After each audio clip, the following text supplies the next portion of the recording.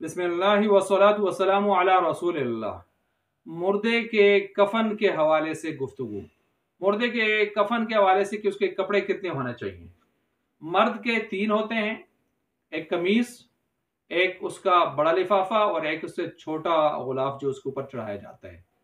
ये 3 होते हैं। औरत के 5 हो जाते हैं, उसके सतर को मनहूज रखते हुए। एक उसका सर बंद हो जाता है, एक उसका सीना बंद हो जाता है। ये टोटल 5 हो गए। अगर हो सके तो इसी तरतीब से कफन देना चाहिए, मसनून तरीका यही है।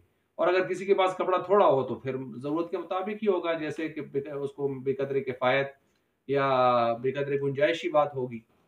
लेकिन इससे हटकर कोई आदमी ये कहे जी कफन जब लोग सिलाते हैं, खासकर तो पंजाब में इधर उधर इलाकों में, तो इमाम के लिए एक मुसल्ला भी बनाते हैं जी, जिस पर खड़े होकर उसने जनाजा पढ़ाना है। और भाई मुसल्ले की क्या जरूरत है, कोई जरूरत नहीं है। या इसके अलावा जो है कोई उसको टोपी लगवाते हैं, उसको कोई उसको रुमाल डालते हैं।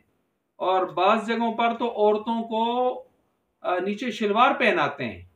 ऐसे मसाइल भी पूछे जाते हैं, शलवार पहनाते हैं। तो ये शलवार और ये मुसल्ला बनाना और ये रुमाल और टोपियाँ, इनमें से कोई भी चीज़ इस्लाम का मसला, शरीयत का मसला नहीं है।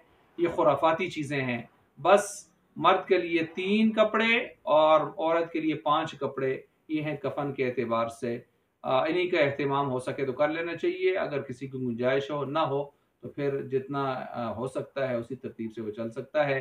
कफन के हवाले से सफ़ेद कफन, जैसे कि हदीस में आया है कि सफ़ेद कपड़ा लिबास इस्तेमाल करो और अपने मुर्दों को इसी में कफन दो, हदीस में जैसे आता है। लेकिन ये मसनून तरीका है। अगर किसी के पास फ़र्ज़ की सफ़ेद कपड़ा नहीं भी है तो सफ़ेद के अलावा कोई कपड़ा है, कोई भी पाक कपड़ा है, तो उसमें कफन दिया जा सकता है।